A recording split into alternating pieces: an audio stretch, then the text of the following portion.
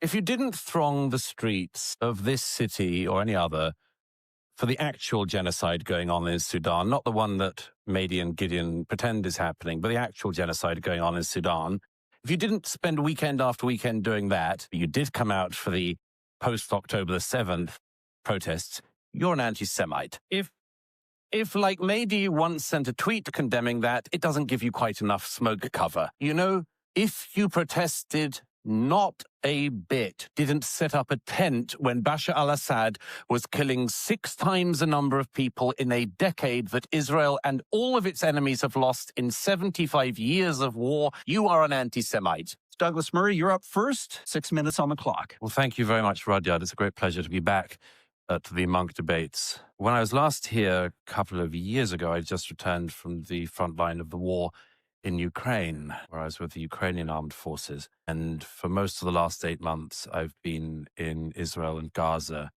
following the war there as closely as I can. And I won't go into all of the details now that I could give you of what's happening, but I would just put it in perspective in this way, first of all. What happened on the 7th of October was not just a massive attack on innocent people inside Israel. It was the equivalent to about 6,000 Canadians being massacred and burned in their homes in one day.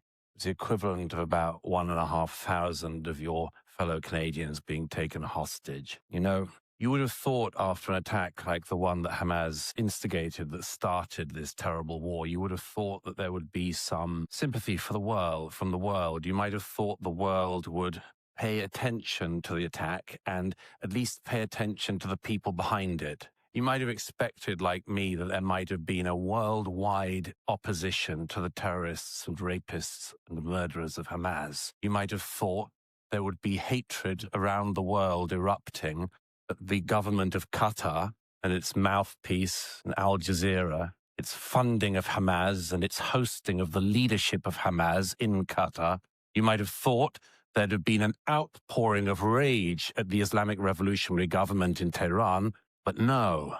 There was an immediate outpouring of rage against the state that had been attacked. Bring back our girls, we had 10 years ago in the war in northern Nigeria, which I also covered. Bring back our girls. No international campaign saying bring back our Jewish children. Believe all women, we've been told for years. But turns out, not if the raped women are Jews. Israel is the only country in the world which, when it's attacked, gets attacked more. You know, the interesting thing about anti-Semitism is, as my late friend Jonathan Sachs said, it's a shape-shifting virus. It moves across the centuries. When you could hate people for their religion, the Jews were hated for their religion. Then you couldn't hate people for that anymore. So people hated the Jews for their race. And then after the 20th century, people realized that wasn't such a great idea either. Now, the Jews are hated not for their religion or their race, but for having a state. People around the world hate them so much for it that Israelis are attacked when they have hostages taken, and this is to remember the 100 hostages still in captivity in Gaza, who, if they were given back by Hamas today, the war would be over. And they're also attacked when they rescue their hostages. You know, the interesting thing about anti-Semitism is the Jews can never win, because historically they've been hated for being rich and for being poor. They've been hated for integrating and for not integrating. They were hated for being stateless. Remember, rootless cosmopolitans, the far right used to say. Now they're hated for having a state. Today, the only really acceptable form of anti-Semitism, aside from the sewers of the far right, the only real tolerated form of anti-Semitism is anti-Zionism. Zionism, as we just heard, is simply the right of the Jews to self-determination in their historic homeland. That's all. Anti-Semitism, as we've also just heard, is double standards against Jewish people or cruel and unfair treatment of people because they're Jews. This isn't very far away from home here. If this isn't anti-Semitism, can the audience here tell me why the following things have happened since October the 7th? Why in a Montreal suburb a synagogue should be firebombed, as happened in November? Why there should have been gunshots against the yeshiva? Why in Toronto a bookstore owned by a Jew should be attacked? Why a Molotov cocktail was thrown through a Jewish community centre in Montreal. Why a Toronto Jewish deli in North York was firebombed.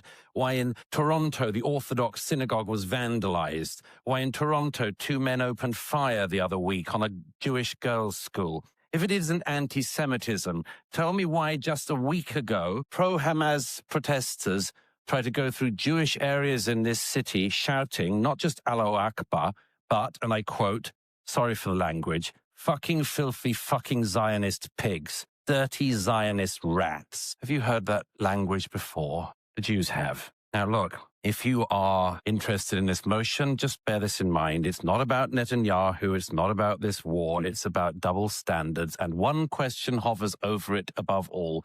The question of who would protect the Jews. Who would you trust to protect them? The Europeans? The Arab world? No. History shows only one people will protect the Jewish people. The Jewish people. That's what Zionism is. Thank you. So this is now Mehdi Hasan's opportunity to present the con side of the argument. Wait. Thank you. Ladies and gentlemen, in 1917, over 100 years ago, Arthur Balfour, the British Foreign Secretary, a card-carrying anti-Semite, a man who had denounced the evils of Jewish immigration into the UK, a man who referred to Jews as an alien and hostile people, he issued his Balfour Declaration, which promised a national home for the Jewish people in Palestine. It was the first time a major world power had come out in favor of Zionism, which at the time was a pretty new and pretty controversial movement, calling not just for a Jewish homeland, but for the building of a Jewish majority state in Palestine. And yet, the only Jewish member of the British cabinet at that time, a man named Edwin Samuel Montagu, vehemently opposed both Zionism, which he called a mischievous political creed, and the Balfour Declaration, which he referred to as anti-Semitic and a rallying ground for anti-Semites in every country in the world. The only Jewish member of the British cabinet, that is what he said. And yet, tonight here in Toronto, over 100 years later, we are being asked to vote for a motion that would damn Montagu as the anti-Semite while praising Balfour as the champion of Jews and Judaism. That's ridiculous. In fact, this entire motion tonight is ridiculous, disingenuous, ahistorical. It says, be it resolved, anti-Zionism is anti-Semitism. It doesn't say some anti-Zionists engage in anti-Semitism, which I don't disagree with. It doesn't say some anti-Semites hide behind the cloak of anti-Zionism, which again, I don't disagree with. Everything Douglas listed about what's happened in Toronto, disgusting, reprehensible. Those people are shameless bigots. But that's not what the motion says. The motion says anti-Zionism is anti-Semitism. No ifs, no buts, no caveats, no exceptions. Anyone who takes an anti-Zionist position is automatically, inherently, unavoidably anti-Jewish, an anti-Semite, a racist. That is what you would be voting for if you make the mistake of voting for this motion tonight, which I'm sure you won't do because you are far too smart and nuanced an audience to do that. You are Canadians, and I have great respect for Canadians. I say that for no apparent reason whatsoever. I like Canadians. I like Israelis. My debate partner tonight, Gideon Levy, Israeli writer, is one of my journalistic heroes. It's a privilege to be on the stage with him. But this debate fundamentally at its core, and I kind of agree with Douglas here, it's not about Israelis. It's not about Israel. It's not about Gaza. And by the way, on the subject of Gaza, given Douglas gave us some math about the death toll on October the 7th, horrific death toll, which we all condemn. I would remind you also that the death toll inflicted on Gaza, the deaths and injuries in Gaza are the equivalent, if we're going to do the ratios, of 2 million Canadians. 2 million Canadians. But that's not what the debate is about. It's not even about Zionism itself. It's about the legitimacy of anti-Zionism, whether you can be anti-Zionist, opposed to Zionism, which remember is a political ideology, a nationalist movement, not a religion, not a race, not a protected class, whether you can be anti-Zionist without being smeared, tarred, demonized as an anti-Semite. And I want to be clear tonight. You could be the most pro-Israeli person in this room tonight, the most proud and ardent Zionist here, and still vote against this motion with a clear conscience, still vote with our side, the right side. Because this motion is not about whether you are pro-Israel or pro-Zionist. It's about whether the rest of us have the right, the freedom to take a different view on Israel, on Zionism, on Benjamin Netanyahu even, without being silenced, without being told we're racists. We're not. Anti-Zionism is not anti-Semitism. I'll tell you 3 reasons why. 3 reasons why you should oppose this motion tonight. Number 1, if you vote for this motion tonight, you are throwing logic, history, and the English language under the bus. Because anti-Semitism is hating Jews, the people, and Judaism, the religion. Anti-Zionism is opposing Israel, the state, and Zionism, the ethno-nationalist ideology that underpins that state. Zionism is not Judaism. Let me say that again for the people up top. Zionism is not Judaism, right? It's a very modern, secular, political ideology movement that was founded less than 150 years ago by an atheist named Theodor Herzl, who said, and I quote, "The anti-Semites will be our most dependable friends, the anti-Semitic countries our allies."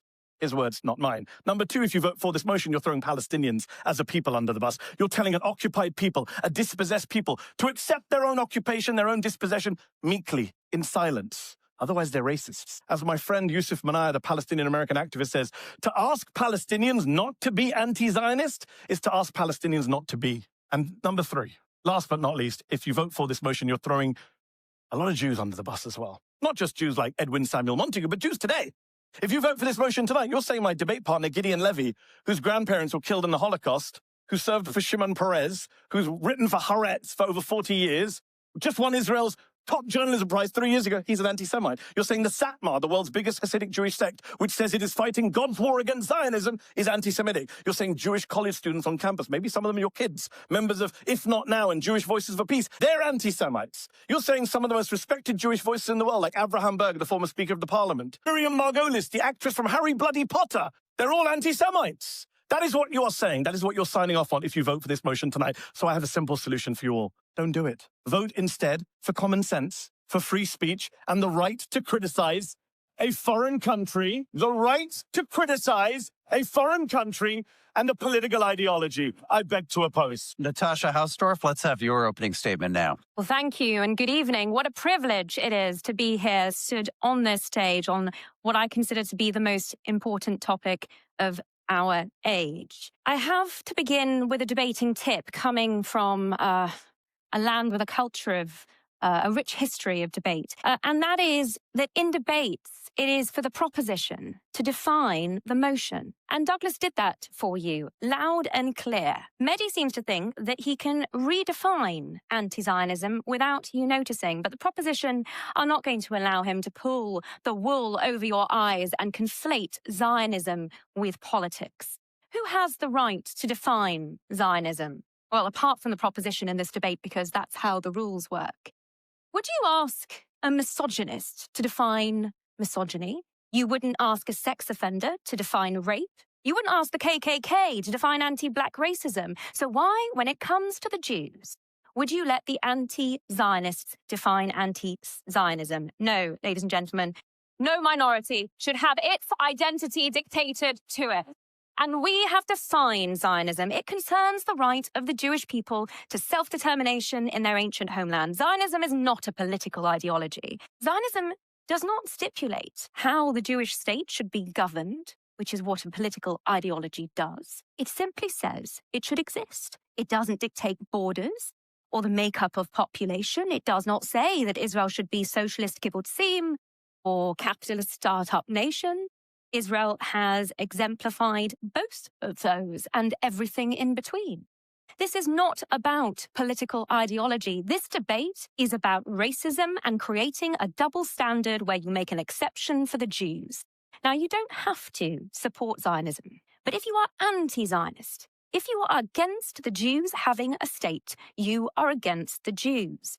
Mehdi Hasan is lying about what Zionism is in an attempt to win this debate and to provide cover for his own anti-Semitism. We usually hear a series of lies spewed by anti-Semite and anti-Zionists in an attempt to justify their anti-Zionism, and these are the modern blood libel. They are widely believed, as widely believed as the ancient blood libel, that Jews killed Christian children to use their blood for religious ritual, as widely believed and as false. I'm going to take you through 4 blood libels that anti-Zionists rely on. Number 1, the libel of colonialism. Israel is the ultimate decolonization success story against all odds. After Arab imperialism, Islamic conquest, and British colonialism, the Jews indigenous to Judea re-established Israel. My family lived under Ottoman and then British colonialism in Jerusalem long before Yasser Arafat, who was born in Cairo, created Palestinian national identity in the 60s. Number 2, the libel of ethnic cleansing. In 1948, when 5 Arab armies and the local Arab population attacked the fledgling state of Israel with the stated intention of annihilating its people, 700,000 Arabs escaped the fighting. Those that remained became Israeli citizens. The Arab population of Israel has increased tenfold. This is ethnic cleansing? No. Ethnic cleansing is what happened to the Jews in 1948 when Jordan occupied the West Bank. Ethnic cleansing is what happened to 1,000 Jews expelled from Yemen, Algeria, Egypt, Morocco, Syria, Lebanon, and Iraq, where they'd lived for thousands of years. Ethnic cleansing left Arab countries Jew-free. Meanwhile, 2 million Arabs live in Israel today. Number 3, the libel of apartheid, because those Arabs that remained in Israel are now 20% of its population, the only free Arabs in the Middle East. They are represented in every area of Israeli society as mayors, army officers, police commanders, members of parliament, and the Supreme Court. I served under Salim Gibran, who put both an Israeli prime minister and a president in jail. And those who propagate the lie of apartheid seek to conflate Arab citizens of Israel with Arabs living under the Palestinian Authority, who have an autonomy and should be voting for their leadership. But President Mahmoud Abbas is now in his 19th year of his 4-year term. Number 4, the libel of genocide, the reprehensible smear that maliciously accuses the Jews of perpetrating the very crimes committed against them. October 7 was the latest in a long history of genocidal acts by Arabs against Jews in the Middle East. The genocide libel inverts reality. Hamas has spent 16 years embedding its terror infrastructure in mosques, schools, hospitals, and every second house. Its central military tactic is to use civilians as human shields. And in the face of these unprecedented challenges, the IDF has taken greater measures to prevent civilian casualties than any other army in history, far exceeding the requirements of international law. Genocide is the latest modern blood libel that anti-Semites use to justify their anti-Zionism, and it is central to Hamas's war strategy. Today, its only aim is to survive, and to achieve this with international pressure on the Jews to cease their self-defense. Voting for the opposition supports Hamas in this endeavor by legitimizing, aiding, and abetting their anti-Zionist aim to wipe out the Jews from the river to the sea. Don't stand with the terrorists and anti-Semites. Stand on the side of moral integrity. Stand with the proposition. Gideon Levy, we're going to have your opening statement now. Thank you very much.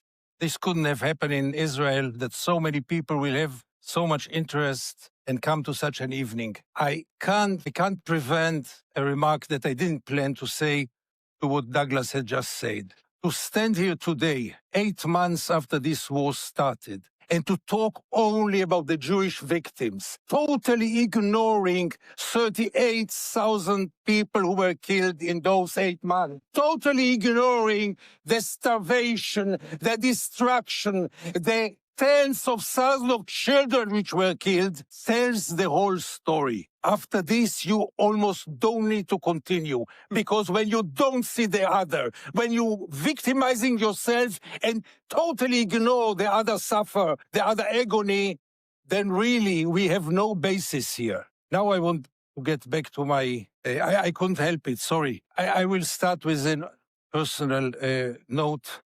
If not Zionism, I wouldn't have been here tonight. My father said goodbye, my late father said goodbye to his parents and fiancée in the railway station of Prague in 1939. He went on a boat, illegal boat, 5 months in the sea. No port would accept them. Detention in Beirut, Lebanon, and finally illegally arriving in Israel. He had no idea about Zionism. He hardly knew Judaism. He never knew the difference between Purim and Pesach until his last day. I always had to explain him, when Purim you eat matzot. No, it's Pesach when you eat matzot. But he came here to Israel, and Zionism saved him. Zionism at its beginning was a just, which was performed with many, many mistakes and even crimes. But the idea that the Jews deserve a rescue place was the most moral idea that I could have thought at those days. But years passed by.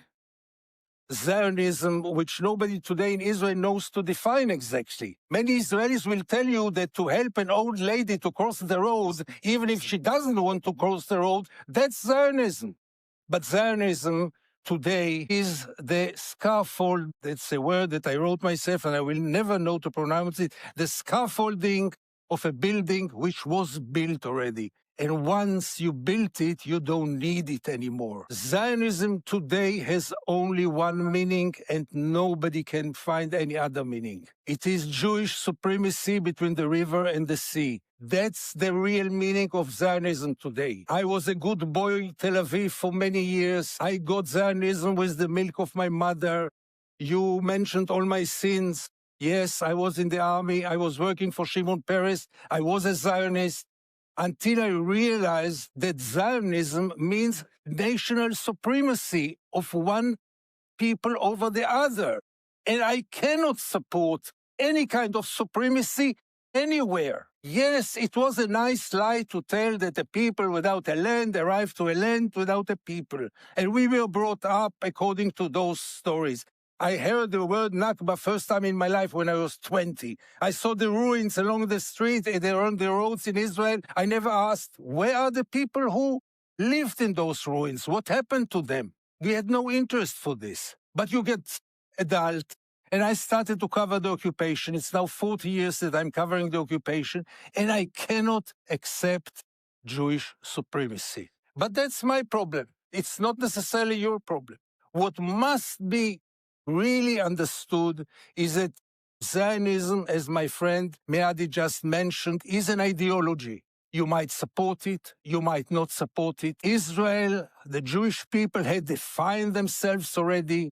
We have a strong regional superpower, and we live in a state which is more Jewish than democratic. And the struggle should be between the two, and this struggle is still ahead of us. But Zionism finished its role many years ago. It is meaningless today, but still people might believe in it. That's fine with me. My request from you tonight is don't fall to the trap of the Israeli propaganda. The strategy of Israel in recent years is efficient and successful, and you shouldn't fall to the trap because it's finally also your problem. Not any criticism of Israel is anti-Semitism. Not every policeman who writes a ticket to a Jewish driver is an anti-Semite. You may be anti-Israeli in the way that you are anti-occupation, anti-apartheid, and still have nothing to do with anti-Semitism. I'll tell you more than this. Israel has succeeded by this to silence any criticism. And take my word, there is nothing that Israel needs now more than criticism, because Israel will never save itself by its own. Israel will never put an end to the occupation without you, without the criticism of the world. Thank you very much. What a terrific set of opening statements. Thank you, all of you. This debate is off and running. We're now going to move to rebuttal. So this is 3 minutes on the clock for each of you to react to what you've just heard. We'll do that in the same order as the opening. So Douglas, you're up first. Thank you very much. There's quite a lot to reply to there. Let me first say, Gideon, you started with a peroration about me not mentioning the Palestinian casualties. That's because I started by mentioning the war, and there is no law of war that says you're allowed to start a war and then complain when you lose it. And if Mehdi cares about the Palestinian casualties, as I'm sure he does, then tell your bosses in Qatar to tell their friends in Gaza to stop the war and give back the hostages. Gideon says Israel needs nothing more than criticism, as if Israel doesn't get criticism. Wow, he doesn't even read his own country's press. By the way, you said the other day in an interview, Gideon, I couldn't care less about the Jewish state. So we know very well where you're coming from. Let me just say a couple of things about that I didn't get to in my opening remarks, but are important. You know, if you didn't throng the streets of this city or any other for the actual genocide going on in Sudan, not the one that Mehdi and Gideon pretend is happening, but the actual genocide going on in Sudan,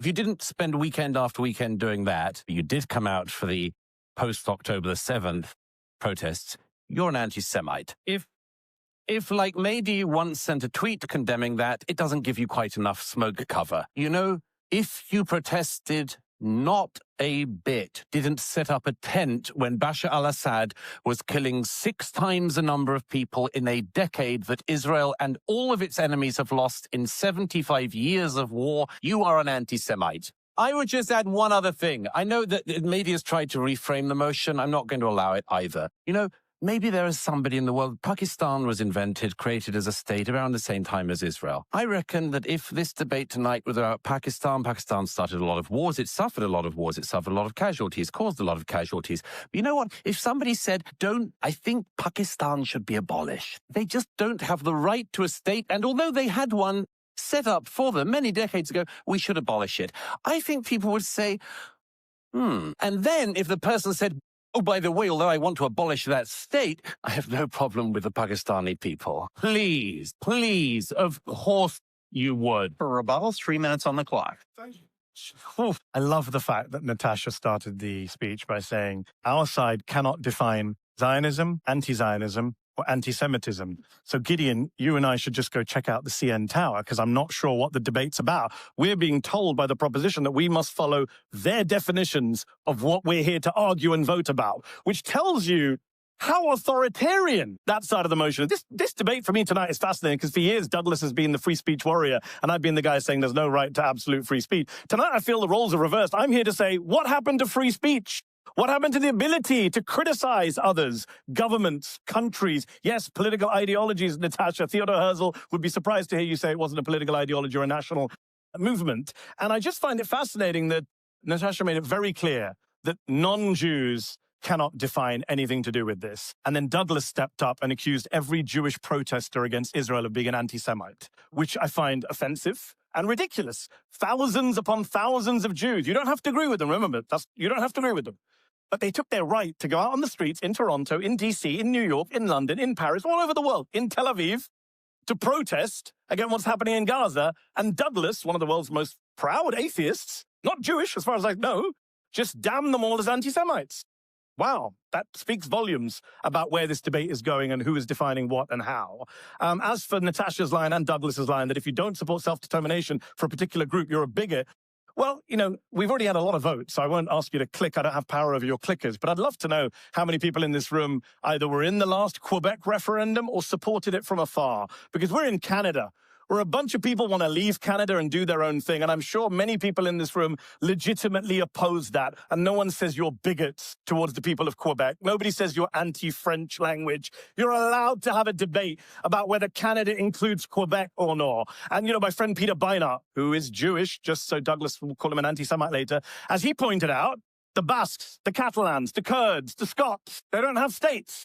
And if you oppose them having states, you're not an anti-Kurd bigot, you're not an anti-Scot bigot, you're not an anti-Catalan bigot. People have arguments all the time. There are 5,000 indigenous groups in the world today. According to the UN, there are 193 member states of the UN. You do the math, right? So this is ridiculous, this argument that we are being expected to believe that if you don't support Israel as it is currently constituted, with Jewish supremacy, as Gideon points out, that makes you an anti-Semite. It's an abuse of anti-Semitism. It empties at a very important concept, at a very urgent time of all meaning, in order to defend a country, which, as Gideon has pointed out, and which Douglas seems to think is fine, has killed tens of thousands of innocent people in recent months. Let's reset that clock, and Natasha Hausdorff will have your rebuttal now. Yeah, thank you. I'd like to use my time to do some fact-checking, but I only have 3 minutes, so we'll see how far I get.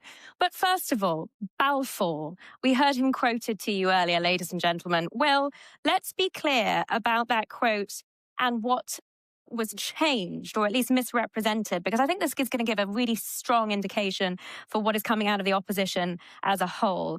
We were told he'd referred to Jews as alien and hostile. In fact, that he was therefore an anti-Semite. Well, I'm going to read you out the quote and you make up your own minds.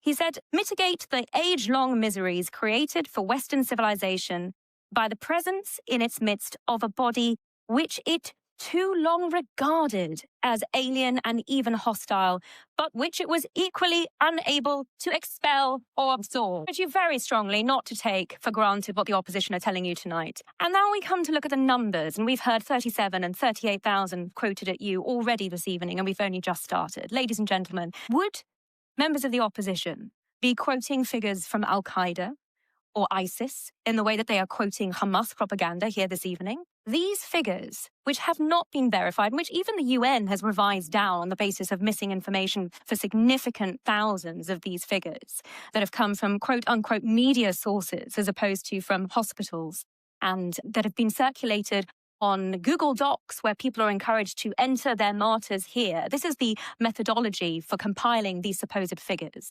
But even if we look past that and all of the studies that have already debunked these as significantly fabricated and invented, these figures make no distinction between civilians or combatants. They do not tell you how these people have died. We know that Hamas are shooting their own civilians. We know that they are bombing fleeing civilians. We know that when Palestinian Islamic Jihad and Hamas rockets fall short in the Gaza Strip, they kill indiscriminately, unlike the measures that Israel takes, which are targeted, precise, and based on proportionality exercises.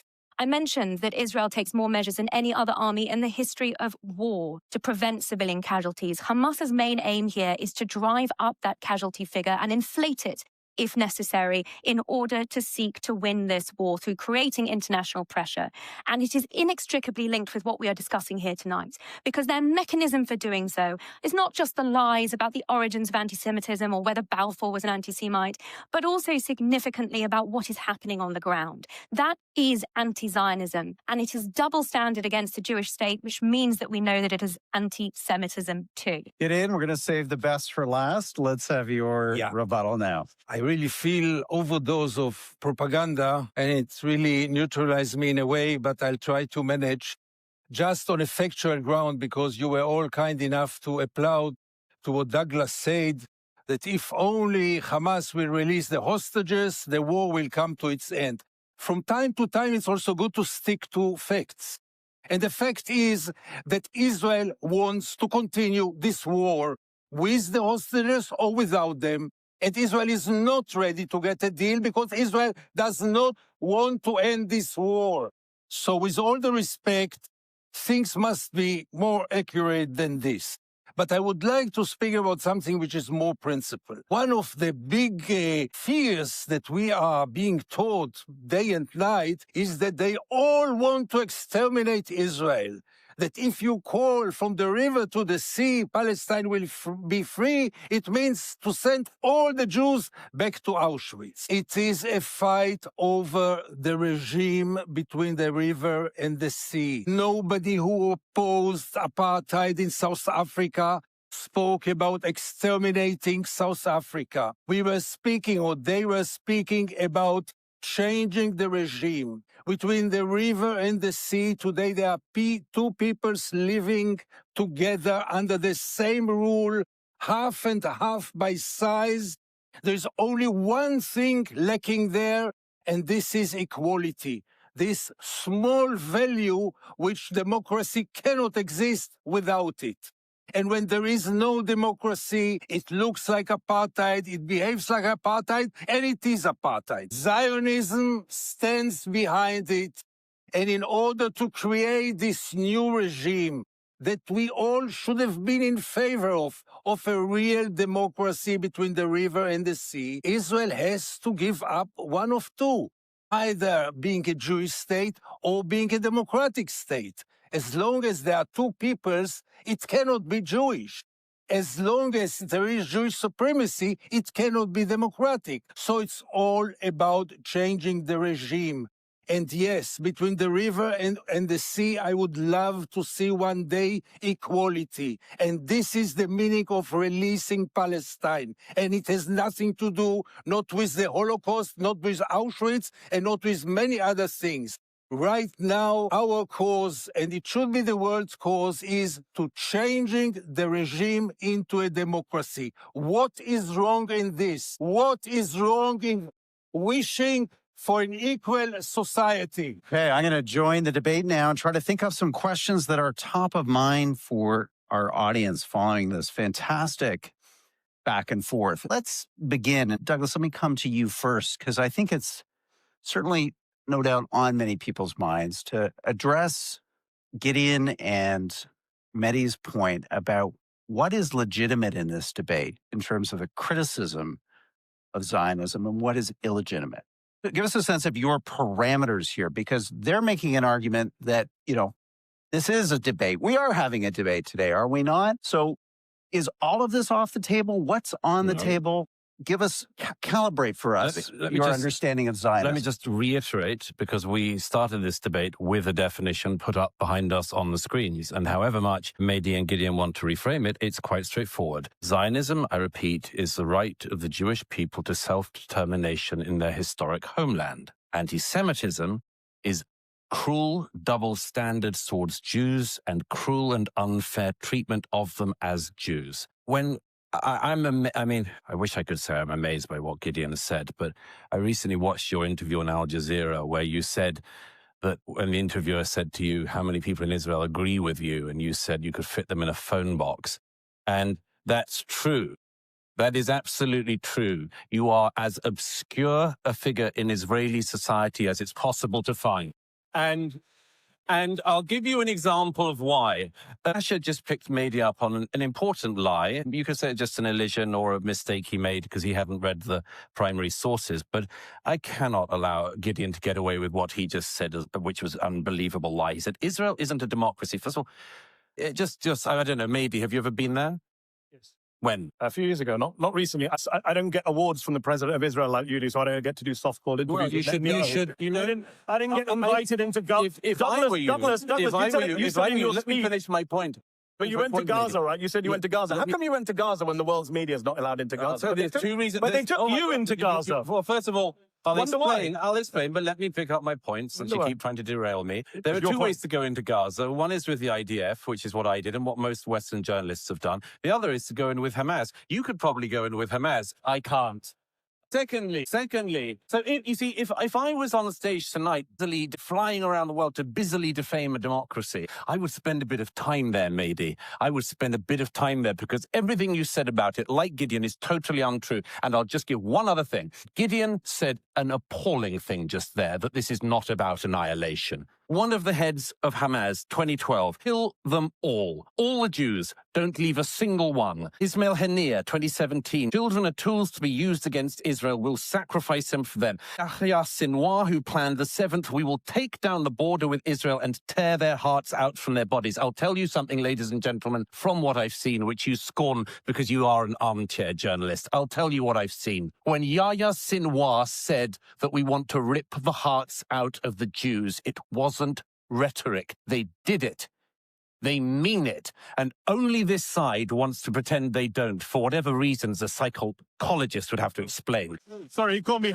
Let me respond. You can work with me to work through some of the questions that are on the mind of this audience who are going to have to vote on this resolution at the end of the evening. So, Mehdi, have a quick response, but then let's get focused back on this question of why do you think Zionism is a movement, an ism like anti-Americanism or anti-Britishism or whatever it is. I want to hear more on that so this audience can make an informed choice at the end of the night. Yes, but let me just deal with a few things that Douglas said, because there are a few things were said. I mean, it's amusing. I wasn't surprised at all. I came to a debate in Toronto to debate Israel with two defenders of the current government. And so far, Gideon and I, correct me if I'm wrong, we could have done a long list of you're apologists for genocide and war crimes and crimes against humanity. We didn't do that, but we've been called liars and Hamas supporters.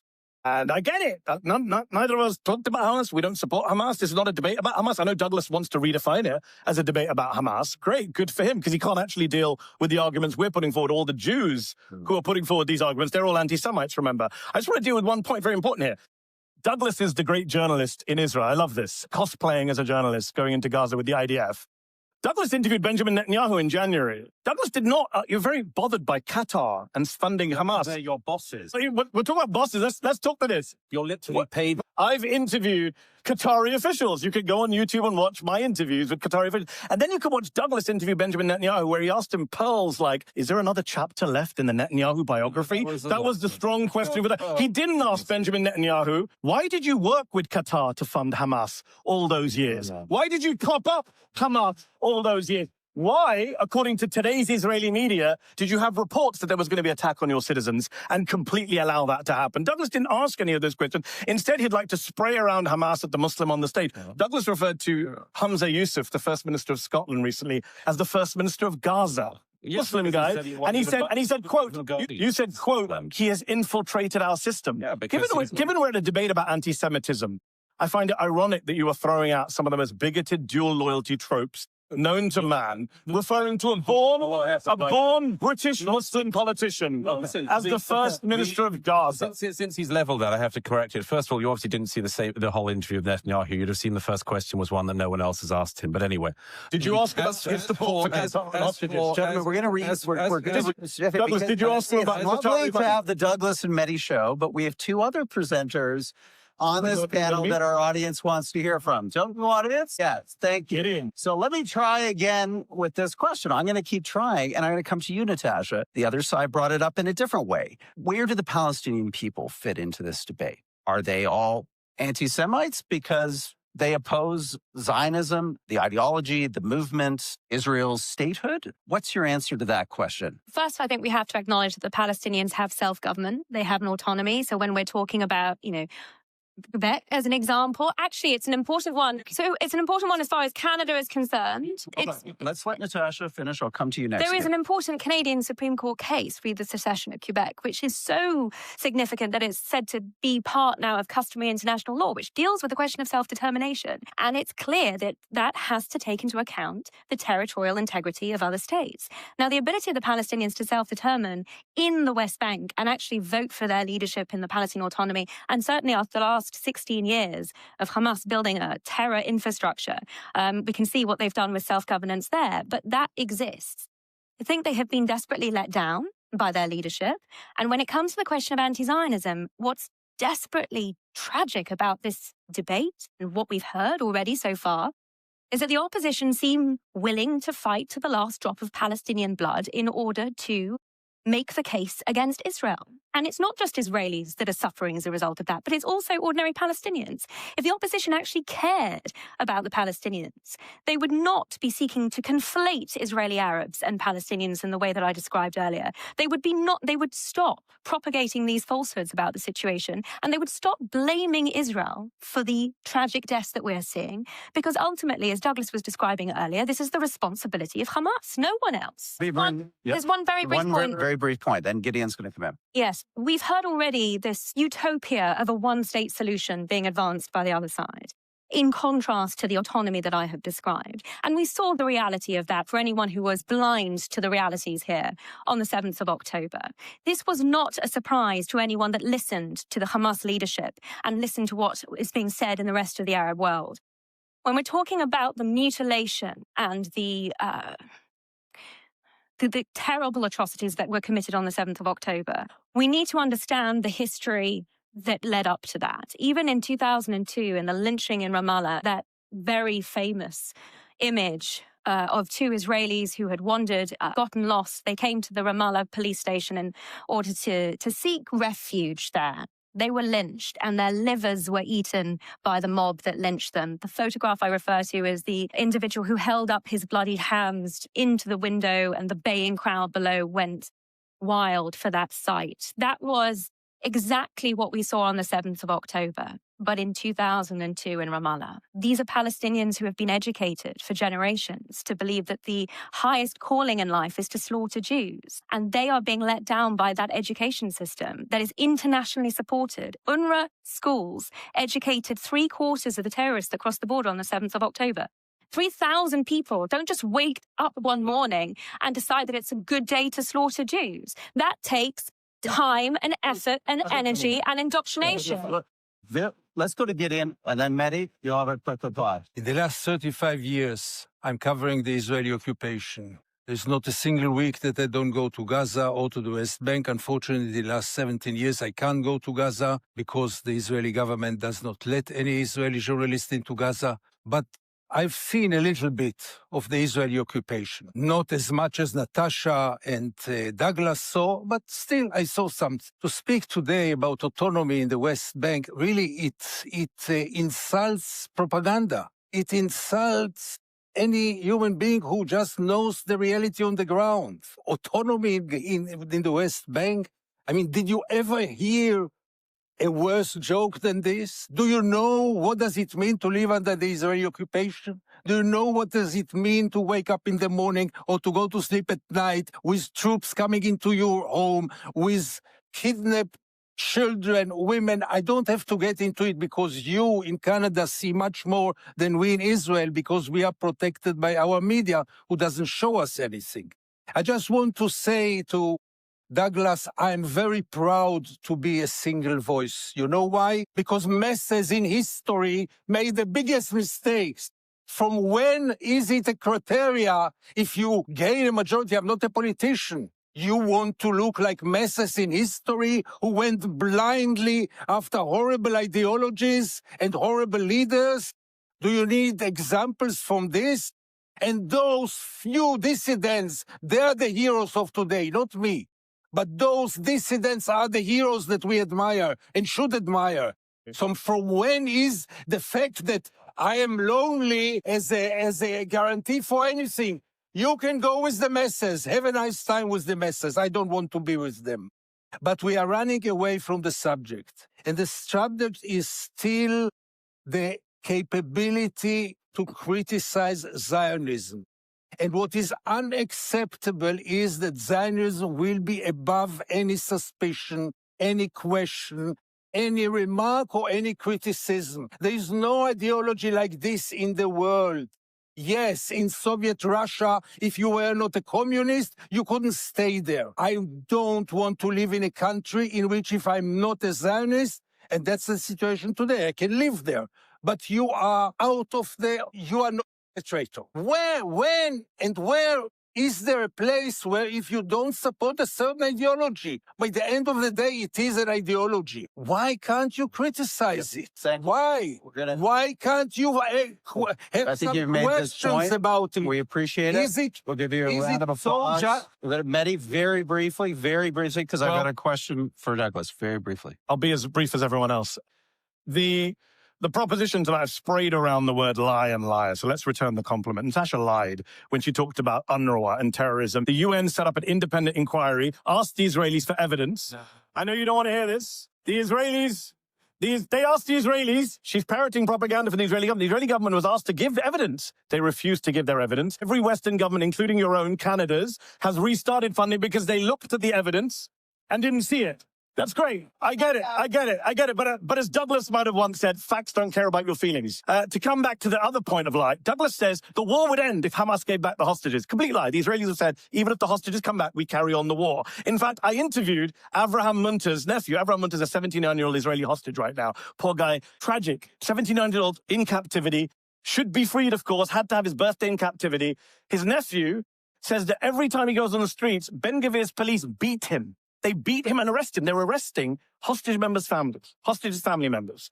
And they're coming on TV and saying, why are we being used as props by people who support the war? He doesn't support the war. He wants a deal. Israeli family members are going on the streets and being tear-gassed and water cannon or whatever, beaten by the police because they want a deal and they want an end to the war that Douglas and Natasha so proudly support. They keep telling us about the horrors of October the 7th. I agree. This side shares the revulsion against the horrors of October the 7th, but we also share revulsion against the horrors that came since October the 7th. We don't support those horrors. I'm opposed to the war crimes that happened on October the 7th and the war crimes that have happened since October the 7th. Douglas, I've got to finish this point. Douglas, the week after October the 7th, came out in The Spectator and advocated for the ethnic cleansing of Gaza, which is a crime against humanity under the Rome Statute. He said now is not true. You said now is a good time to do it. Everyone can read the piece other than Mehdi. I'm going to ask to respond to that because it's clear Mehdi didn't listen to a single word that I said. I was talking about UN statistics that show that out of the 3,000 terrorists that crossed the border on the 7th of October, 3/4 of them would have been educated in the UNRWA school system.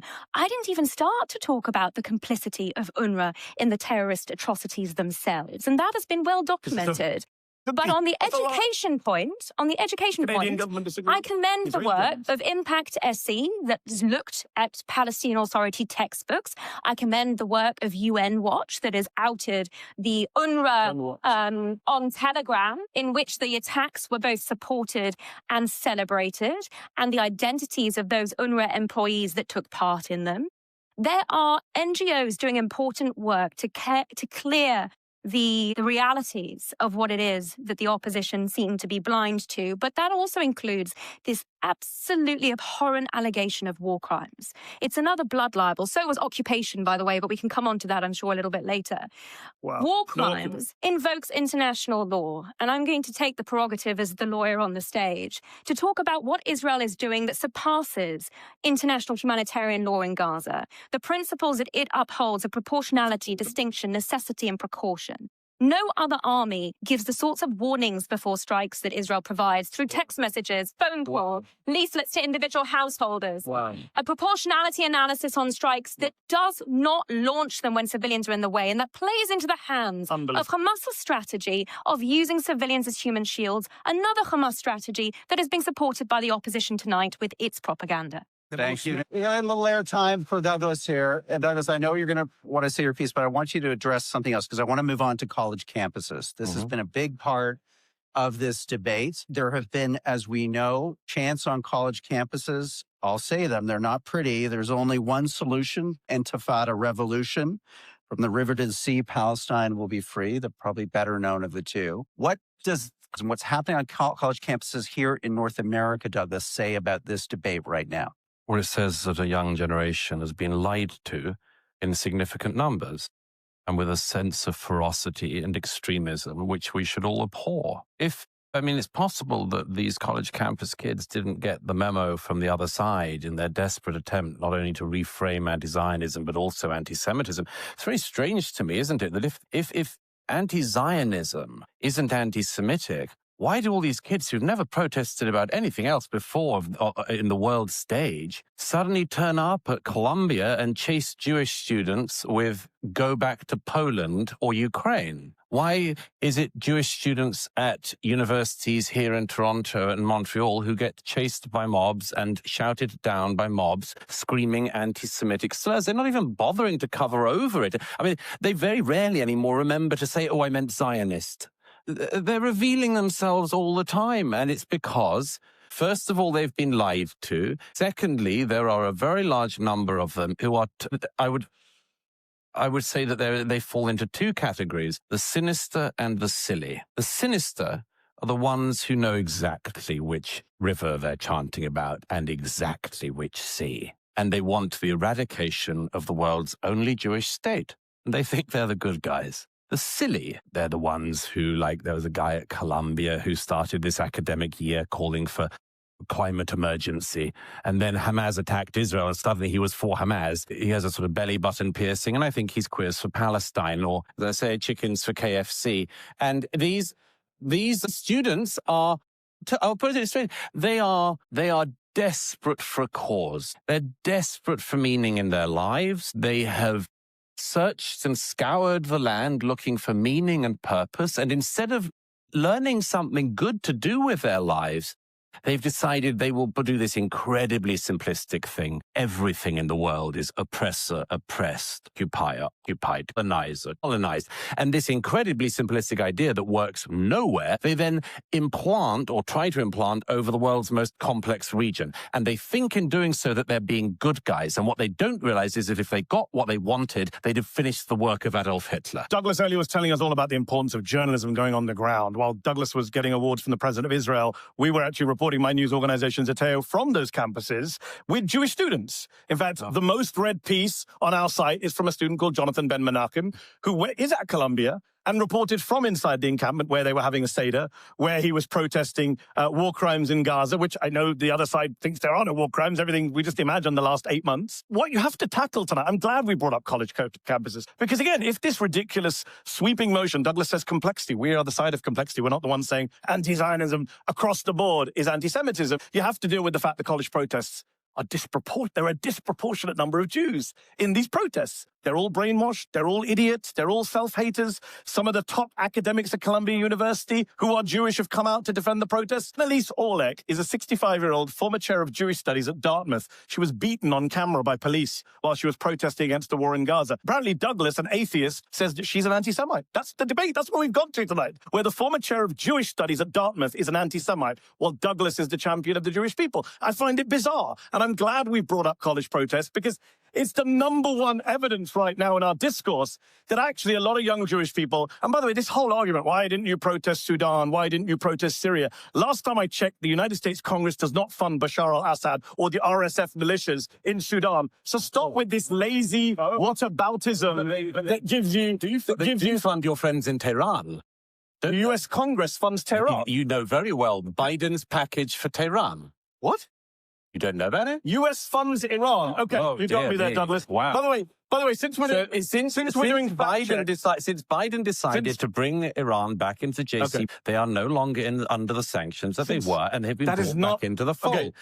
They end up with international funding. America's funding Iran like it funds Israel. This is absurd. By the way, just on fact checks, Natasha gave us a lecture about she's the lawyer on stage. That's true, you are the lawyer on stage. But literally, the chief prosecutor at the International Criminal Court has asked for arrest warrants. And you're booing again. I know you don't like it, but by the way, the advisor to the ICC chief prosecutor is a man named Theodore Meron, 94 years old, Holocaust survivor, former advisor to the Israeli foreign minister. He advised the ICC to ask for arrest warrants, but according to Douglas and Natasha tonight, and many of you, he's an anti-Semite too. Theodore Meron's an anti-Semite. Let's just keep the list going tonight till we vote tonight as to how many Jews we're going to call an anti-Semite tonight. Gideon, you're up.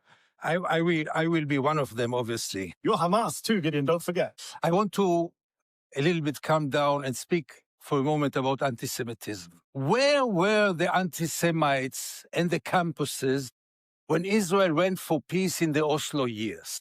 How come that the world hugged Israel then? From coast to coast, from continent to continent, campuses and others hugged Israel because Israel went for peace. Now, when we look backwards, obviously we see it was a kind of a trap, but let's put it aside. Where was anti-Semitism then? Anti-Semitism went to sleep when Israel is doing the right thing. Anti-Semitism goes to sleep when Israel is following the international law. Anti-Semitism goes to sleep when Israel is following the resolutions of all the international institutions. It just wakes up if Israel doesn't.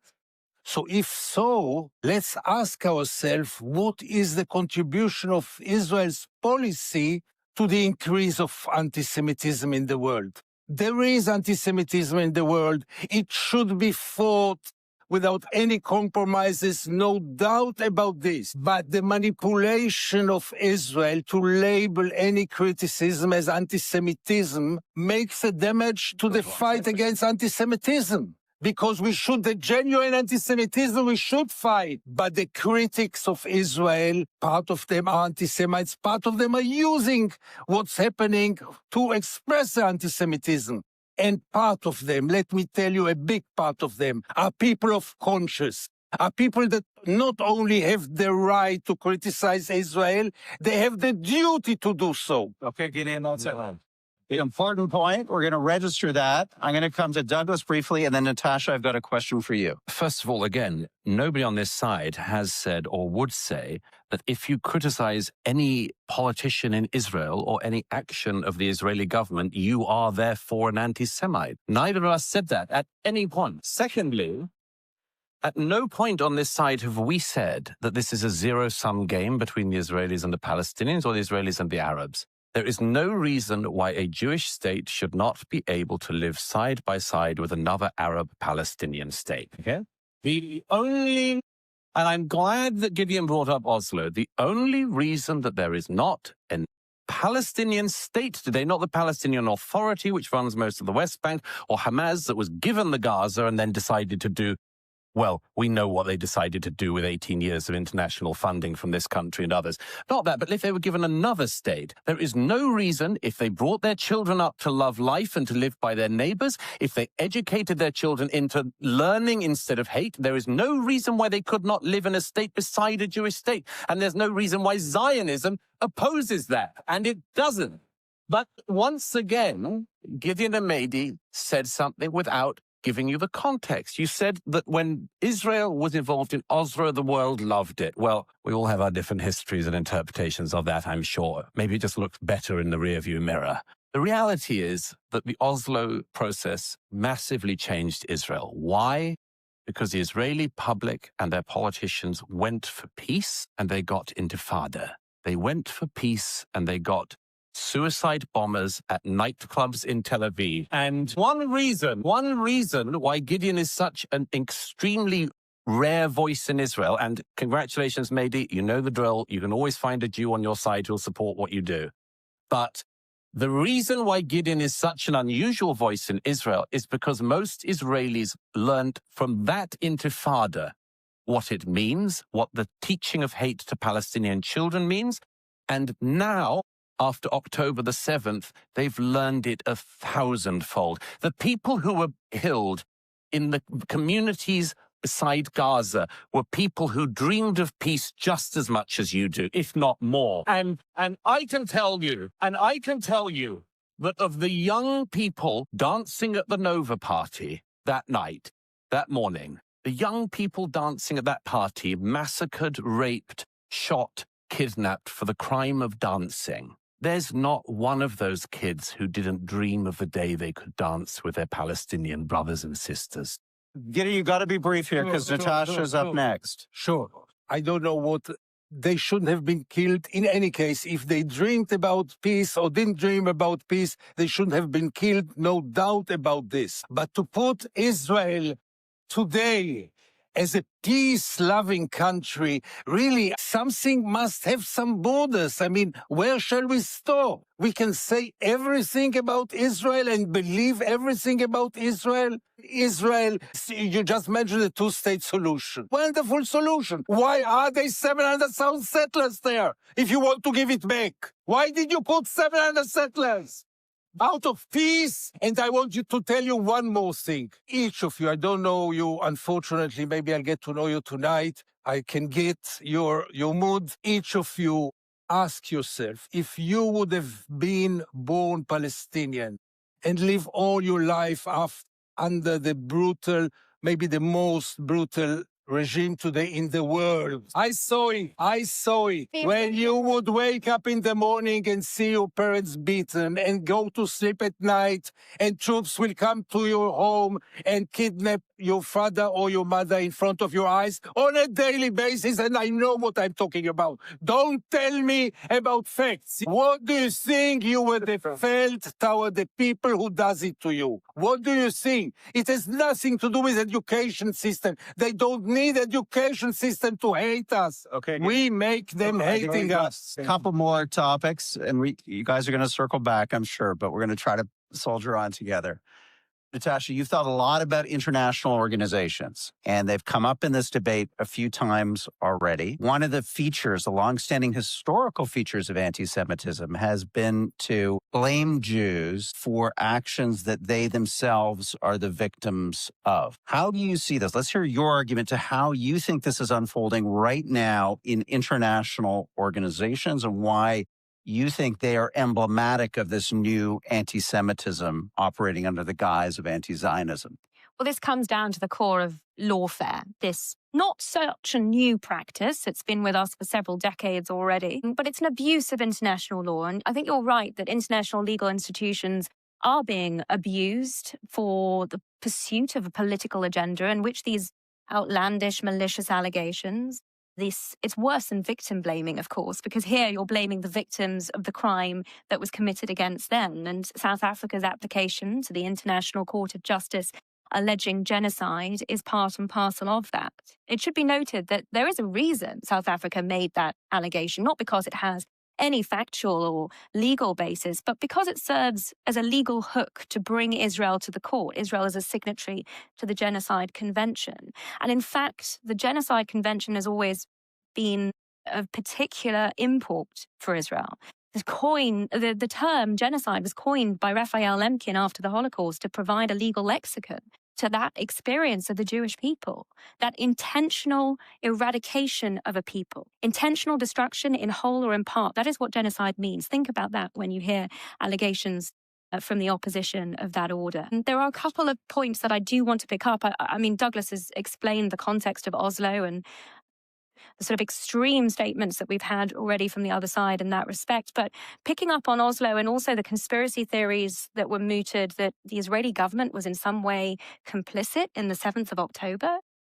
I mean, the fact of the matter is that there are significant causes of the 7th that we do need to take into account, not least international pressure on Israel to make security concessions. I mean, we're talking about generations of Israelis who have seen every concession they make lead to blood on the streets.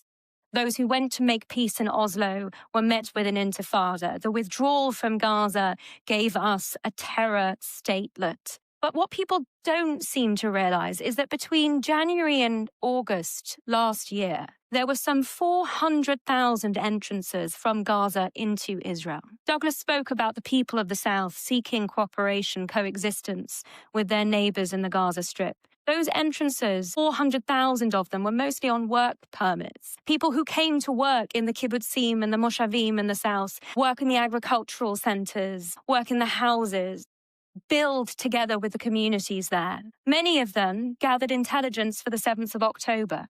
The terrorists, when they crossed the border, they carried manuals which listed house by house how many people, whether there were children, was there a dog in the house, was there a gun, and what they were instructed to do to each of those families. Security concessions made in the name of seeking peace, which has been Israel's story from the very outset. When David Ben-Gurion declared the State of Israel, he stretched out his hand to the Arab population and said, let us build this country together. And that war of annihilation was launched on Israel almost immediately. And kicked out 600,000 Palestinians, and he raised all the villages. Well, let's deal with that point head on. Natasha, There has been fairness of time and what's remaining on the clock. Just quickly wrap this up. There's been a great deal of literature debunking those false claims, in particular a recent book on the myth of Deir Yassin, which I commend to the audience. And I think we're looking at a parallel issue here of history being subverted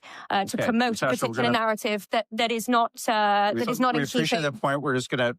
Mehdi, I know you want to respond to that, but I want you to also offer defense of international institutions at this moment as it relates to holding the State of Israel to account. I've just one sentence to say about that, is that the entire world wants a ceasefire, and the United States and Israel and, I don't know, the Micronesia and whatever else don't, right? The entire world takes a very different view, unfortunately, to the people in this room and to Douglas and Natasha. The International Criminal Court, the International Court of Justice, the UNHCR, UNICEF, Doctors Without Borders, Amnesty International, Human Rights Watch, Oxfam, Christian Aid. Yep, you're booing. What does it come to when you're booing Oxfam? What does that tell you about yourselves? You're sitting here booing Oxfam to defend Benjamin Netanyahu. Let me just deal with something you just said. You talked about debunking propaganda. First of all, you can't even get Israeli propaganda straight. The Israeli government's own security agency, Shin Bet, investigated what you just said and said, no, we found no evidence that workers from Gaza were involved in the October 7th attack. Shin Bet aligned. They're booing Shin Bet, the Israeli security service. Got it. All right, let me finish my point. You had a 5-minute speech from your side. Okay, that's Shin Bet. Let me just deal with your wider point here. Douglas and Natasha tonight want to make this entire debate about October 7th. I get it. It's a horror show. But that's not the debate. The debate was about Zionism, and it tells you a lot that they can't find any arguments to say, as Gideon says, why we can't be allowed to criticize a political ideology that is 150 years old, that many Jewish people have criticized from the beginning and continue to do so. They can't tell you why that is. So they focus on October the 7th, which is fine. But if you're going to focus on October 7th, then also focus on what happened since October the 7th, the erasure of Palestinians in this debate, the booing when Gideon mentions what happened to Palestinians. Shameful. I'm sorry to say it's absolutely shameful and telling about what's going on. And I would say this, if we're going to talk about October 7th and what happened since, everyone's a liar. The Hamas health ministry is, everyone's a liar. Okay. Friend of mine, American doctor, goes to Gaza. Many doctors have gone to Gaza. You've seen them on the news. They're all liars, all Hamas apparently. Friend of mine went to Gaza. He's been to Sudan. He doesn't just use it for whataboutism like Douglas. He's been to Sudan. He's been to Afghanistan. He's worked there. He came back from Gaza and said, I've never seen atrocities like I've seen here. That's What's happened to children? He's an anti-Semite because he saw children with burn wounds like he's never seen. He saw children with gunshot wounds to the head. But that's Hamas's fault. Everything is Hamas's fault. So let's talk about war crimes. It is amazing that every human rights group in the world, including Israeli human rights groups like B'Tselem, Gisha, Yeshdin, are all documenting this stuff, but you guys think it's all imaginary. So again, it tells you about what Zionism is. This is not about some abstract ideology of, people trying to settle the land and trying to have it. But as Gideon said, there was an argument to be had in the 90s, 30s, 20s. Zionism today is what the Palestinians are enduring on a daily, nightly basis in Gaza, in the West Bank, in East Jerusalem, in Israel itself. And the erasure of that tells you everything about why we need to be able to talk about what Zionism does to the Palestinians without being smeared as anti-Semites. First of all, again, you should do the reporting yourself, Mehdi. I've seen the maps on the bodies of the terrorists. I've seen, for instance, the one of the bodies of the terrorists. Shin Bet is Hamas. Well, no, you're just trying to make a cheap debating point again. No, it's called a fact. Let me make the point, which instead of you making your cheap debating point, is a fact which you should think of imbibing. Just stop it for a moment, Mehdi, and listen. Please, go. Come on. Give us your facts. I'll give you one example. The terrorists who came into Ofer Kim, which is many miles from the border, on the bodies of the 12 terrorists who made it into that settlement, into that community there in Ofer Kim, I have seen the map on the body of at least one of the terrorists, and it had on the map the house of a member of the Knesset who lived there, the house where the synagogue was going to be because it was a holy day, and the kindergarten. Now, I'll give you one other example. In Nir Oz, excuse me, because you lied again. Because you lied again and pretended that what Natasha just said was not the case. And I'm telling you... I said what Shin Bet said. No, you're not, Mehdi. As usual, you're making a cheap point for your partisan reasons. And I am telling you... You've accused me. Hamas. I have seen, but I'm the chief debater. I have seen the precise maps of the communities. You're not a reliable witness, Douglas. I'm afraid I am. I'm afraid more reliable than you and your boss is in Qatar. You're not, Douglas. Oh, my boss is in Qatar, not chief debating. But Douglas, you're the guy. Sorry. Let's just be clear. You're the guy who denied earlier that what you said in the Spectator. Let's just be the clear content. We're from October 7th, October 7th. 5 days after October 7th, you said maybe they will finally put an end to this insoluble nightmare, raise Hamas to the ground, or clear all the Palestinians from that benighted strip. It could be a good time to do it. But you tell this audience you can live in peace side by side. That's a war crime. No. Ethnic cleansing is a war crime. Not at all. Clearing people. No. I said maybe for a reason. Which if you read it. Good time to do it. Oh, for goodness sake. Just apologize and move on. Bring to closing statements because the time for this portion of the debate has come to a close. We're going to approach those statements in the opposite order of the openings, 4 minutes each. So, Gideon, this time, you're the only time in the debate you get to go first. Take us away with your closing statement. I would love to have the last word, but I never get it. That's fine. I guess I don't deserve it. I would like really in a different tone now because we are concluding soon. I'm the only one here who lives in Israel, who was born in Israel, who raises his children in Israel, who never had a slightest idea of leaving Israel, who will never leave Israel as long as I will not be forced to leave Israel. All my life I live in Israel. Part of my life, I was a Zionist. Part of my life, I was struggling because it's not very easy to get released from something that you get from childhood in quantities that I can't even explain you how much propaganda goes to our veins and how much blindness goes to our veins toward other side of Israel. And Israel has so many good sides. Don't tell me about them. I know very well, and I know to appreciate it very well. And in many things, I have very hard time to live in Israel, to be an Israeli. Many times I'm deeply ashamed of being an Israeli, more and more so. Few times I feel proud of being Israeli, less and less so. And gradually, after covering the occupation for decades now, after covering the crimes which were never denied by no one, none of my stories was ever denied, but everyone can say whatever he wants. After so many years, I realized that the only way to get out of this deadlock, and nobody can deny here that Israel is right now in its worst position ever. a pariah state par excellence. You may blame the whole world for it. But maybe we Israelis should also look upon ourselves and ask, maybe we did something wrong. Can it be that we didn't do any mistakes, any crimes, and the whole world is anti-Semitic? The Supreme Court of this kind and the Supreme Court of this kind, this forum and this forum, intellectuals, artists, everyone.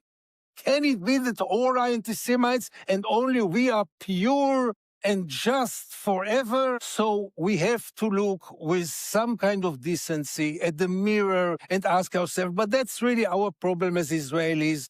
Most of the Israelis are still convinced, according to the propaganda lines that we heard here today, are not ready to take any criticism and become very, very aggressive if you dare to criticize them from time to time. I dare to suggest to my fellow Israelis, maybe the Israeli IDF, the Israeli army, is not the most moral army in the world, but the second moral army. After 40,000 victims in 8 months, maybe they are the second after the army of Luxembourg.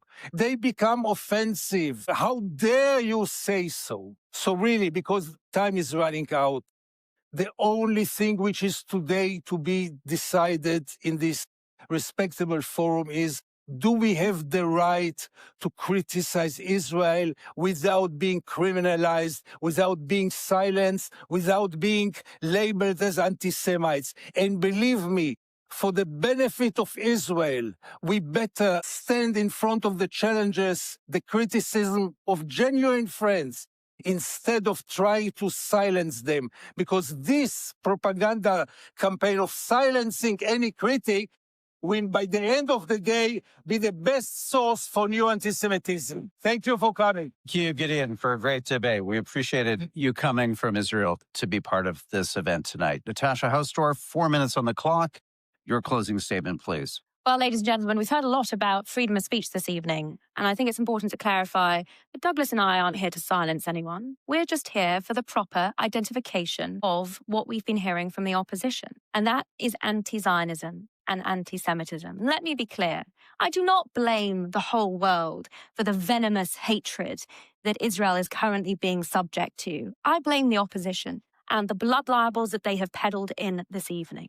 Gideon began with a statement of his credentials. Perhaps I should do the same. I sit in front of you as the granddaughter of Palestinians. Living under the British, they had identity cards issued to them that identified them as Palestinians, nationals of the British Mandate. Think on that the next time you hear people trying to revise history and tell you what Palestinians are today, and suggest that that is equivalent to what existed before the State of Israel was formed. We have heard hostility to the State of Israel from the moment that Gideon got up. The suggestion that a gathering like this would be out of place in the Jewish state is preposterous. I've attended many myself. And you have the most rigorous, robust debate imaginable in Israel. More so, I would suggest, than anywhere in the world. But if the opposition really cared about Palestinians in the way that they profess, they would be calling, as I do, for Egypt to comply with its international law obligations, those that it signed up to in the African Union Convention on Refugees,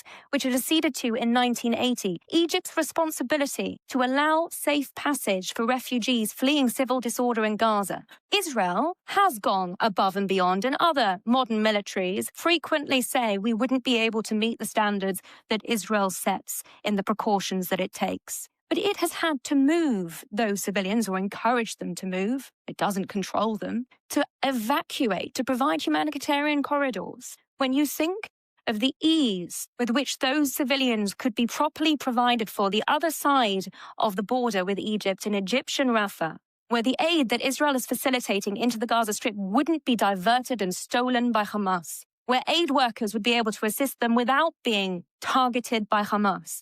I haven't heard any of that from the opposition today, and that is another reason that I say to you, what they are putting forward, the blood libels that they are peddling in, is anti-Zionism. And we also saw it in that comment from Gideon, give it back, referring to the West Bank. It's the settlers, the settlers. That call for the West Bank or Judea and Samaria to be Jew-free, as so much of the rest of the Arab world Judenrein. We've heard that before, ladies and gentlemen. We were told because Jews in the 20th about whether the creation of the State of Israel was a good idea, that was a reason that Jews couldn't be anti-Semitic if they were anti-Zionist. Well, I urge you to consider a debate between parents, which might be entirely legitimate as to whether or not to have a child. There may be arguments for and against, reasonable ones. But once that child is born, to suggest that it should be gotten rid of would be murder. What we have heard advocated by the opposition today. And so I ask you, if you are, as Israel, liberal, care about peace, and abhor racism, you will stand with the proposition this evening. Mehdi Hasan, let's have your closing. Ladies and gentlemen, before we finish that, I do want to say, look, I get it. I do. I get it. Anti-Semitism is undeniably on the rise. Hate crimes are on the rise. Ancient tropes and conspiracy theories are back in circulation. No one is denying that. And so Jewish people, understandably, feel unsafe, threatened, insecure. So we should take a stand. I've said this for years. Take a stand against anti-Semitism, all of us. But this isn't it. This is not it. This motion is not it. I'm sorry to say this motion is an attempt to play you, to manipulate you, to gaslight you by propagandists and apologists for Israel's current government. In fact, this motion could have been written by the Israeli government. And you don't have to take my word for it. Just back in 1973, Israel's own foreign minister, Abba Eban, said the quiet part out loud. It began over 50 years ago. He said, and I quote, "One of the chief tasks of any dialogue with the Gentile world is to prove that the distinction between anti-Zionism and anti-Semitism is not a distinction at all. Anti-Zionism is merely the new anti-Semitism," he said. So this attempt, there's nothing new about this attempt to define a new anti-Semitism, even while the old anti-Semitism from Douglas's end of the political spectrum is flourishing right now. We have a Republican presidential candidate who is a card-carrying anti-Semite who hosts Holocaust deniers for dinner, but we don't hear about that. We have far-right militias on the rise right now across North America. We don't hear about that. Just a few years ago, the biggest massacre of Jews in North American history took place in a synagogue in Pittsburgh, and the shooter was not a left-wing anti-Zionist, it was a right-wing anti-Semite. We didn't talk tonight in this debate about the anti-Semitic threat being posed by the rise of far-right parties in Europe, where the Israeli press says this is good for Israel. Wow, I remember a time when the rise of far-right parties wasn't good for Jewish people, but it's good for Israel and its right-wing government, for Ben-Gvir, for Smotrich, for Netanyahu. We don't talk about the threat posed by Viktor Orban, openly anti-Semitic leader in Europe. If I wanted to make a cheap debating point, I'd say that's because he's a fan of Douglas and Douglas is a fan of his. But I won't make that cheap debating point. We don't talk about that stuff. And ladies and gentlemen, look, even if you ascribe the best of intentions to the proposition side tonight, and spoiler alert, I don't. This entire debate is a distraction, a deflection, an attempt to make you look over here, not over there. There being Gaza, where they don't get to have protests on college campuses because the most moral army in the world wiped out 12 college campuses in Gaza. There being the West Bank, where a record number of children have been killed since October the 7th, even though the West Bank is not run by Hamas. There being Israel, where a government of self-proclaimed fascists and racists faces nightly protests from thousands of Jewish Israelis, including the families of hostages. But no, don't look over there. Look over here. Embrace this pernicious idea that those of us who oppose the way in which Israel was created or what Israel has become or how Israel treats its Palestinian minority, we're all somehow bigots, racists, anti-Jewish, even the Jews among us, like Gideon. Because remember, that is the motion tonight, not whether you support Israel or Zionism, which is fine, but whether the rest of us who don't are automatically anti-Semitic. By the way, what a weird and bizarre situation we find ourselves in tonight in Toronto, where we've had a British atheist of Christian descent, a non-Jew, telling the Jewish grandson of Holocaust victims who lives in Israel that he's an anti-Semite. What a bizarre debate.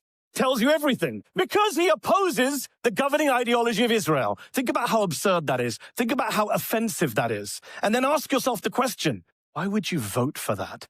Ladies and gentlemen, I urge you to vote against this flawed, false, and truly dangerous motion. Vote for free speech and common sense. Thank you, Mehdi Hasan. Okay, Douglas, as per convention, the pro side of the debate gets the last word. You're up, 4 minutes on the clock. Well, thank you very much. Quite a lot of heat, some light. We set out this evening defining what both these terms were, and they are defined for you. Anti-Semitism.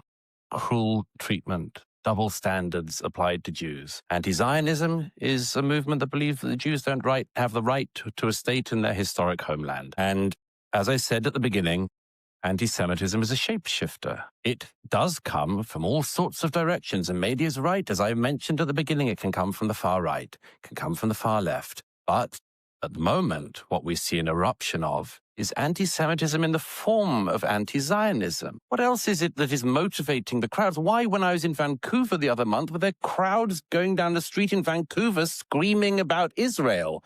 What's it got to do with them? You're miles away. It's got absolutely into the brains of people in the West who believe they're doing something moral, and they are imbibing every anti-Semitic trope, as Natasha has proven. I should say, since Mehdi was honest, I'll say what I think. I think he's a very dishonest actor, And to say what you just said about hostages would come a lot better if a contributor to Al Jazeera had not been discovered last week holding a hostage in his home. It would be a lot easier to take. And finally, I just want to say this. It's perfectly obvious, I said at the beginning, that you can get anti-Semitism from all directions. This just happens to be the major direction which is coming in at the moment, in the guise of anti-Zionism. As I said, does everybody who is doing this know what they're doing? No, almost certainly not. To some of them, you bet, they're having a whale of a time. People like those people I mentioned marching last week through Jewish areas of Toronto, getting to scream about the pigs and the rats again. Wow, it feels good to them. Does everyone know what they're doing? No. But when you hear Gideon saying that, what did you say earlier? That Israel is the most brutal regime in the world, you can have traveled nowhere, sir. And there is no reason, as I said at the beginning of this tonight, why simply recognizing that the anti-Zionism of today is anti-Semitism should be any barrier to there being some kind of peace settlement at some point. But please understand that those of us who recognize that anti-Zionism is anti-Semitism is because we see, after a mass slaughter of Jews, the world turning on the one Jewish state. That is what we see and what we worry about, and what some people like Mehdi seem not to care about, and all of the smears and all of the lies that they get to pump out. But I've got good news for you, ladies and gentlemen, to finish. I hope very much that you vote the right way tonight, obviously. And it matters for Canada and its image. But the Jewish state and the Jewish people have survived an awful lot worse than this.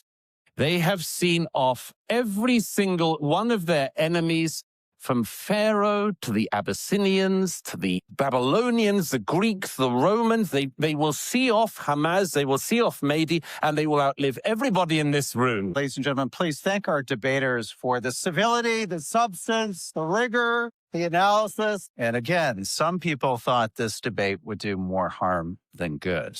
I think it's certainly been a fruitful hour and a half together. And now you get an opportunity to join the debate, because we're going to vote a second time on the motion this evening. So your vote pads have two options. One, A, if you're in favor of the motion, it resolved anti-Zionism is anti-Semitism. Or 3, the numeral 3, which is beside the letter C, if you are opposed. As these results build, we're going to give you a little bit of time to make sure you get your vote in. We're going to take a quick look at how public opinion began in this room tonight. So we'll put those results up on the screen just to remind us how we came into this debate.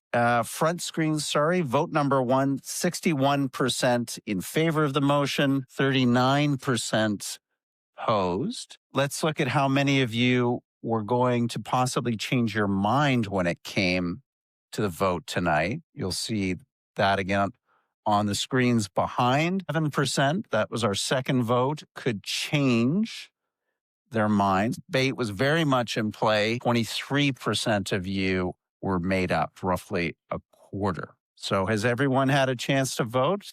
You've all got your vote in. Okay, let's see if we have some numbers for you. They're building them right now. We're going to show those up on the second screen. So the second row of screens. Let's see the new vote coming in. 66% in favor of the motion, 4% Opposed? No. Douglas and Natasha, congratulations for arguing successfully for tonight's motion. Thank you, Gideon and Mehdi, for an admirable argument for the con side. Thank you, everyone, for being part of this debate tonight. To Sherry Naylor, our organizer, Ricky Gurewitz, our managing producer. We'll do this all again in the fall. Good night.